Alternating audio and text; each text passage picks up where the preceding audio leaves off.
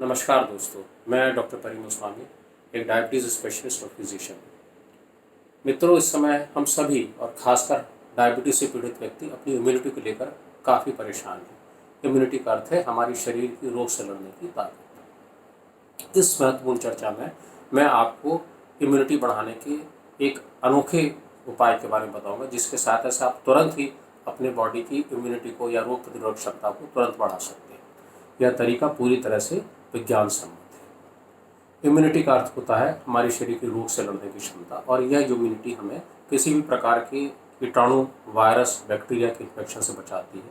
अगर इन्फेक्शन हो जाता है तो बीमारी की तीव्रता को बढ़ने नहीं देती है, कॉम्प्लिकेशन नहीं होने देती है। पिछले कुछ महीनों के आंकड़े यह बताते हैं कि जैसे जैसे इन्फेक्शन बढ़ेगा वैसे वैसे हमारे समाज में एसिम्प्टोमेटिक कैरियर्स का नंबर भी बढ़ता जाएगा। एसिम्प्टोमेटिक कैरियर्स वह व्यक्ति हैं जिन्हें कोई भी इन्फेक्शन संबंधी तकलीफ नहीं होने, कोई भी बाहरी लक्षण नहीं है, परंतु वह हमको और आपको इन्फेक्शन फैला सकते हैं। इन एसिम्प्टोमेटिक कैरियर्स के धीरे धीरे बढ़ने से किसी भी व्यक्ति को इन्फेक्शन होने के चांसेस हैं।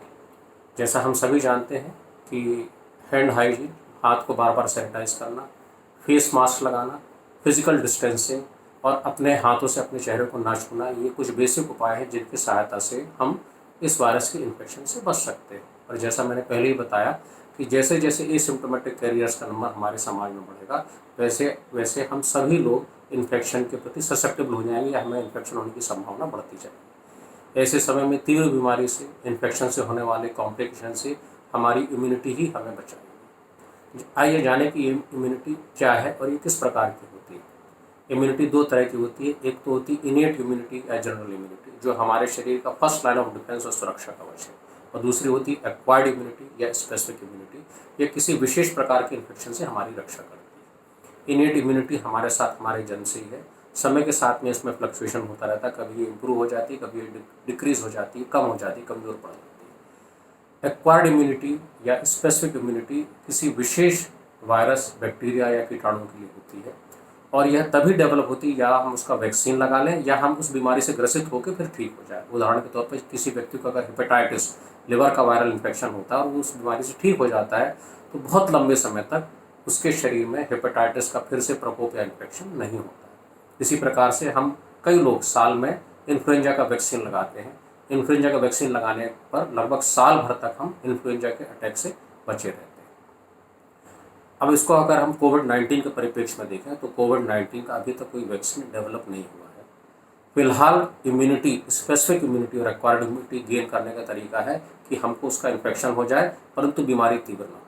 बीमारी तीव्र ना हो, कॉम्प्लिकेशन ना हो, इसलिए हमारी इनेट इम्यूनिटी जो जनरल इम्यूनिटी है वह हमारी मजबूत रहना चाहिए। कुछ तरीके हैं जिनके द्वारा हम अपनी इनेट इम्यूनिटी को मजबूत कर सकते हैं। ये तरीके हम सभी जानते हैं, जैसे 7 घंटे की सही नींद, सही न्यूट्रिशन या पोषण, भोजन में हरी सब्जी, फलों की मात्रा अधिक होना, रेशेदार पदार्थों की मात्रा अधिक होना, रिलैक्स मेंटल स्टेटस, कुछ मात्रा में व्यायाम, मेडिटेशन। और वैज्ञानिक स्टडीज़ यह बताती हैं कि vitamin D, vitamin C, zinc और प्रोबायोटिक्स के सेवन से हम अपनी इनेट इम्यूनिटी या जनरल इम्यूनिटी या फर्स्ट लाइन ऑफ डिफेंस को बढ़ा सकते हैं। दोनों तरह की इम्यूनिटी दो प्रकार से हमारी शरीर की रक्षा करती है। पहला तो ये कुछ केमिकल बनाती है जिन्हें हम एंटीबॉडीज़ कहते हैं।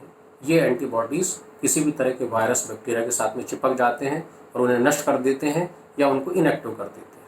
दूसरा तरीका है सेल्स। हमारे शरीर में कई तरह के स्पेशलाइज्ड इम्यून सेल्स होते हैं जो हमारे बोन में और स्प्लीन में बनते हैं। यह भी इन्फेक्शन से हमारी रक्षा करते हैं, इन्फेक्शन को तीव्र नहीं होने देते। जब मैंने मेडिकल लिटरेचर का अध्ययन किया पिछले 1.5-2 महीनों में, तो मैंने पाया कि यह सारे तरीके जैसे न्यूट्रिशन, एक्सरसाइज, मेडिटेशन, सही नींद और सप्लीमेंटेशन कुछ हफ्तों से कुछ महीनों ले सकते हैं हमारी इम्यूनिटी को बढ़ाने के लिए।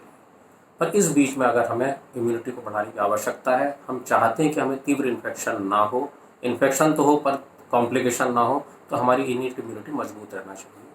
और आश्चर्यजनक रूप से मेडिकल लिटरेचर में एक विशेष तरह के प्राणायाम का वर्णन है जिसके द्वारा हम केवल कुछ मिनटों में और केवल पहली बार के उपयोग से ही अपनी इम्यूनिटी को बढ़ा सकते हैं। यह प्राणायाम पूरी तरह से विज्ञान सम्मत है। 2015 में हिंदावी मेडिकल पब्लिकेशन, जो कि विश्व का एक जाना माना मेडिकल पब्लिकेशन है, उसमें भारतीय मूल के अमेरिकन वैज्ञानिक डॉक्टर एस बालासुब्रमण्यन का एक स्टडी पब्लिश हुआ जिसमें उन्होंने पाया कि एक विशेष तरह का प्राणायाम जिसे थिरुमूलर प्राणायाम कहते हैं, वह केवल 20 मिनट करने पर हमारे शरीर के अंदर इम्यूनिटी बढ़ जाती है और ऐसे पदार्थों का प्रोडक्शन बढ़ जाता है जो हमें किसी भी प्रकार के वायरल इन्फेक्शन से प्रोटेक्शन देते हैं। ध्यान रहे, यह प्राणायाम कोविड के लिए नहीं बनाया गया, ना ही इसका टेस्ट हुआ है, पर यह जनरल इम्यूनिटी या इनेट इम्यूनिटी को इम्प्रूव कर देता है। थिरुमूलर प्राणायाम बेसिकली साउथ या दक्षिण की योग परंपरा का एक हिस्सा है। थिरुमूलर ऋषि का स्थान दक्षिण में पतंजलि के समकक्ष ही माना जाता है। तो इस प्राणायाम के करने से हम अपनी इम्यूनिटी को तुरंत ही बढ़ा सकते हैं। आप देखें इस प्राणायाम को कैसे करते हैं। ये सिंपल प्राणायाम है। सांस लेने, रोकने और छोड़ने का एक विशेष अनुपात हमको फॉलो करना है। 2 गिनती तक सांस लेना है, 8 गिनती तक सांस रोकना है और 4 गिनती तक सांस को छोड़ना है। हम गिन सकते हैं, किसी मंत्र का उपयोग कर सकते हैं या घड़ी के कांटों के साथ भी हम इसे कर सकते हैं। तो 2, 8, 4 का रेशियो हमको मेंटेन करके रखना है। जैसा हम अनुलोम विलोम प्राणायाम करते हैं वैसे ही हमें ये प्राणायाम को करना है। आइए अब इस प्राणायाम का एक उदाहरण मैं आपको देता हूँ। गहरा सांस लिया, 1, 2, सांस को रोक लिया, दोनों ये नथुना बंद है, इस नथुने से मैंने सांस लिया और इसको भी बंद कर लिया। 1, 2, 3, 4, 5, 6, 7, 8, 8 गिनती तक सांस रोका। अब इस नथे को मैंने खोला और यहाँ से मैंने सांस को छोड़ा, 1, 2, 3, 4। फिर मैंने सांस लिया 1, 2 इस नथने से, दोनों नाकों को बंद कर लिया। 1, 2, 3, 4, 5, 6, 7, 8 सांस रोका। 1, 2, 3, 4 इस नथने से मैंने सांस को छोड़ दिया। तो जैसे अनुलोम विलोम प्राणायाम या ऑल्टरनेट नॉस्ट्रल ब्रीदिंग करते हैं उसी तरह से यह प्राणायाम भी किया जाता है। और इस अनुपात को हम 2, 8, 4 के उसमें बढ़ा भी सकते हैं। जैसे 4, 16 और 8 भी कर सकते हैं। ये डिपेंड करता है आपकी फिटनेस कितनी और कितनी देर तक सांस को कंफर्टेबली रोके रख सकते हो। अगर आप अधिक अनुपात वाले प्राणायाम में कंफर्टेबल नहीं हो तो बेसिक प्राणायाम 2, 8, 4 वाला ही आपको करना है। इस प्राणायाम के करने से आपके शरीर में कई तरह के परिवर्तन आते हैं। मेरे पास में इनके इम्यून परिवर्तन को देखने का कोई तरीका नहीं था। एंटीबॉडीज़ बन रहे हैं कि नहीं बन रहे हैं पर, और सेल्स बढ़ रहे हैं कि नहीं बढ़ रहे हैं, इसको देखने का कोई तरीका नहीं था। पर मेरे पास में हार्ट रेट वेरिएबिलिटी एनालिसिस नाम का एक बहुत एडवांस मेडिकल इंस्ट्रूमेंट है।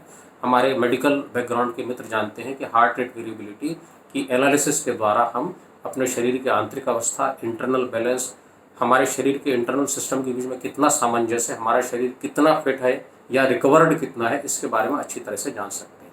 तो हार्ट रेट वेरिएबिलिटी जो है वो general health, fitness, heart problem के कम होने, अच्छी heart rate variability, heart problem ना हो या कम हो, इसका एक इंडिकेटर है। और साथ साथ अच्छी हार्ट रेट वेरिएबिलिटी हमारी इम्यून सिस्टम की मजबूती का भी इंडिकेटर है। तो मैंने हार्ट रेट वेरिएबिलिटी इंस्ट्रूमेंट के जरिए अपनी हार्ट रेट वेरिएबिलिटी को चेक किया। सबसे पहले मैंने बहुत हेवी एक्सरसाइज की और उसके बाद मैंने अपनी हार्ट रेट वेरिएबिलिटी को चेक किया और इसके द्वारा हम एक स्ट्रेस इंडेक्स को का आकलन करते हैं या उसका कैलकुलेशन करते हैं। स्ट्रेस इंडेक्स शरीर पे किसी भी प्रकार के मानसिक और शारीरिक तनाव का एक मेजरमेंट है। और मैंने जब ये किया तो इस हैवी एक्सरसाइज करने के बाद में जो स्ट्रेस इंडेक्स है वह लगभग 411 के आसपास आ रहा था, काफ़ी ज़्यादा बढ़ा हुआ था, जो नॉर्मल से काफ़ी ज़्यादा है। और यह मैंने हैवी एक्सरसाइज के बाद में अपने शरीर के ऊपर लोड उत्पन्न किया और इसके बाद मैंने स्ट्रेस इंडेक्स को मेजर किया। उसके बाद में मैंने केवल 2 मिनट का प्राणायाम किया और उसके बाद में मैंने फिर अपनी स्ट्रेस इंडेक्स को फिर से 2 मिनट के बाद में चेक किया।